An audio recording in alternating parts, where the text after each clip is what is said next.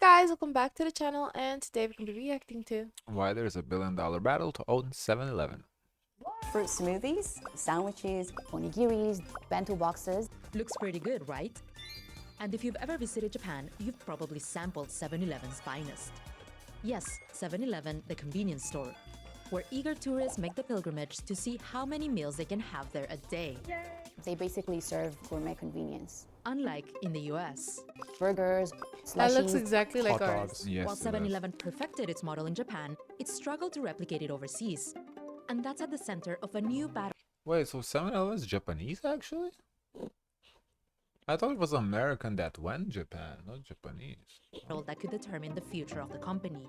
Circle K operator Couche-Tard making a bid to take over rival and 7-Eleven owner 7&I. The takeover proposal by Couche-Tard was kind of a shock not only to 7 & I itself, but to corporate Japan as a whole. So why is there a billion-dollar battle for 7-Eleven? And what could it mean for the future Lithuanian of convenience colors. stores?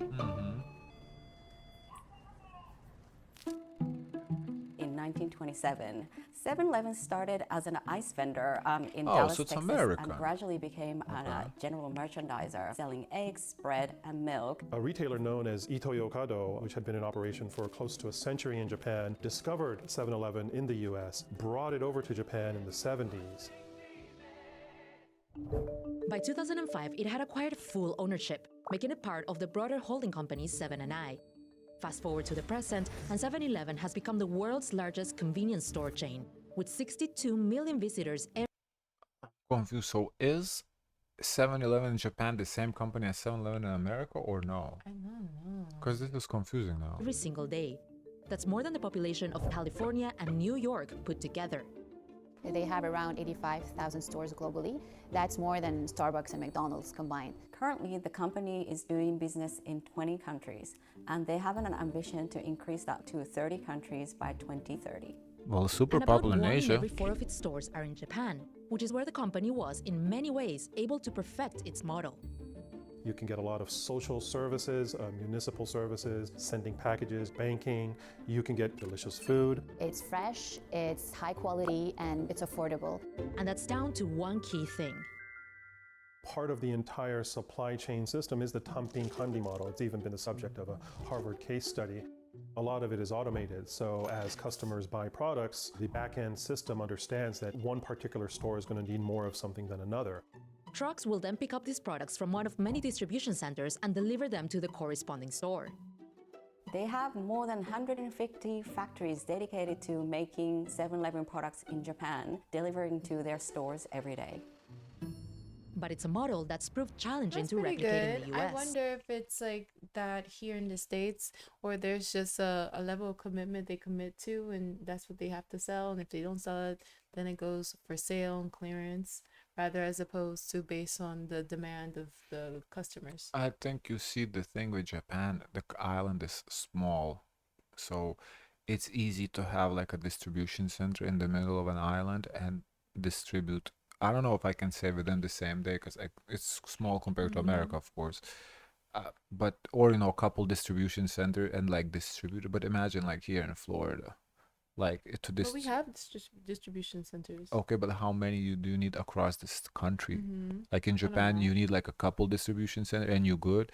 But here, if one store sells short, like a couple of Snickers bars, it's like what you're gonna send a truck to that store just for the Snickers bars? Like the distances here in the States is just way bigger than in Japan, I feel like, and I think that the distance is what makes this complicated for them. Because I know Publix do this. Publix have like distribution centers. Yeah, they do. Publix, but Publix is there's way more Publixes than 7-Elevens, and Publixes are like a way bigger stores. So if they ship a truck, there's way more. 7-Eleven, like how many items is there? How many SKUs? It's just not that many. It's in Publix, there's so many SKUs that they can always fill up the truck with something. So they're not gonna waste the truck on like a couple items. If Japan, if it's the distances are shorter and there's more 7-Elevens, it makes sense to be sending the trucks then.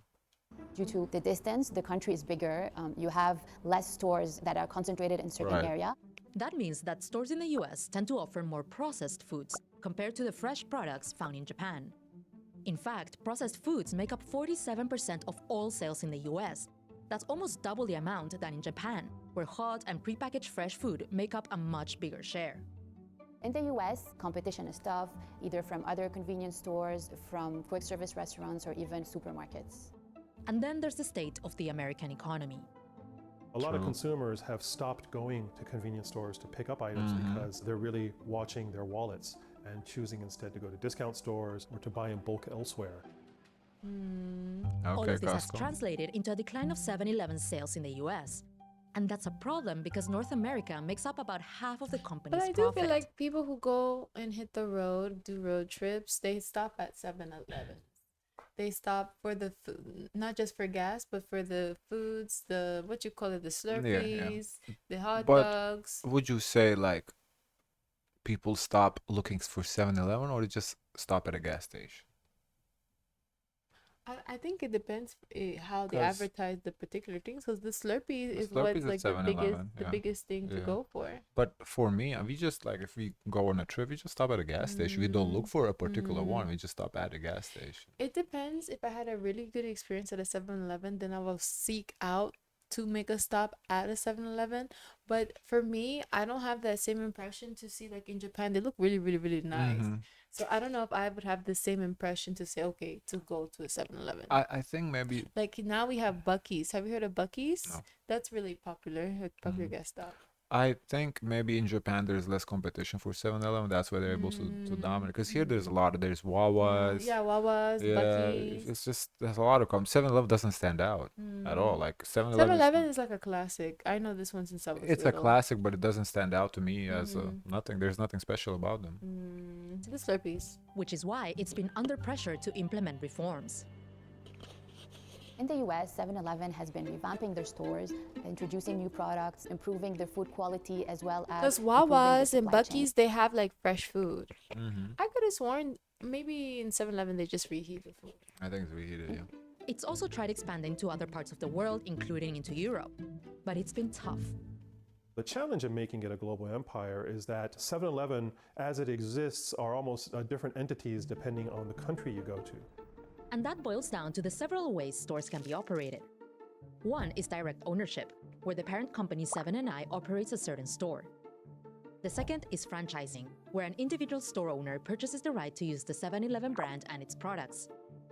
And the last one is licenses, where another company gets the right to operate all the stores in a certain country. That's one reason it's hard for 7-Eleven to offer a consistent experience across regions. And that's where these guys come in. Quebec company Couche-Tard, the owner of Circle K stores, wants to buy the Japanese company that operates 7-Eleven. We would like to just further invest in the innovation and then take those learnings and deploy that excellence around the world. So the ambition here is very clear. So they don't want to buy 7-Eleven American. They want to buy 7-Eleven Japanese version. To create the world's dominant convenience store empire. Alimentation Couche-Tard sees a mine of expertise as well as store network at 7&I, so they would want to take advantage of both. They could also bring global retail practices to 7&I, which are more standardized. The deal, which is still under discussion, would have major implications not only for 7-Eleven, but also for corporate Japan. If this goes through, it will be the biggest foreign takeover of a Japanese company in history. Even though 7-Eleven did get its start in the US, it's grown to become a key part of Japanese culture, which is why a foreign takeover could be a hard sell. But we do see that Japanese economy is really bad right now, so this might help potentially. I don't know. There are certain retail experiences that But somehow how is feel this different company from others. thriving if the You get this economy is when you going walk into a bad? 7-Eleven store in Well, the economy is going, and it's not like government is, the debt. Plus, how for us, convenience stores is just overpriced. It's literally convenience. It's overpriced because it's convenient. Maybe in Japan it's not overpriced. Maybe in Japan it's the regular price as Publix. Japan. Well, That's their the version sense of of Publix sort of anyway. excitement and discovery. That's really kind of magical, and that's what everyone is after, both its investors as well as Couche-Tard. Huh. I think, with 7-Eleven, the colors together, they look cute. Yeah, it might look nice. Interesting Can I see the video. comments? Yes, I didn't know nothing about this. But I would be very worryful because just because it works in Japan doesn't mean it will work in Europe. I actually think Europe might be more realistic than the States. I just think States, the distances are so far apart. In Europe, problem in Europe, the laws, different countries, different laws. That might be a, yeah. What I like is the standard that they have, the standardization, because you know what you're gonna get. Love how the video length is 7-Eleven. Oh wow, didn't even notice it. Wow. Going to 7-Eleven in Japan is part of a tourist experience, significantly better than 7-Elevens we have here in the Philippines. Living in Japan for over 20 years, I've seen firsthand that it's the culture itself that makes places like 7-Eleven and McDonald's feel high quality. The focus on freshness, service, and efficiency is part of daily Yeah. life here. A foreign boyout might aim to expand the globe, but would likely overlook the subtle systems and values that make Japanese into convenience store experience so unique. That could end up weakening what makes it so admired in the first place. Yeah. Guys, of course, let us know your thoughts. Don't forget to like, comment, and subscribe. Join the Discord, and as always, share as much kindness as possible.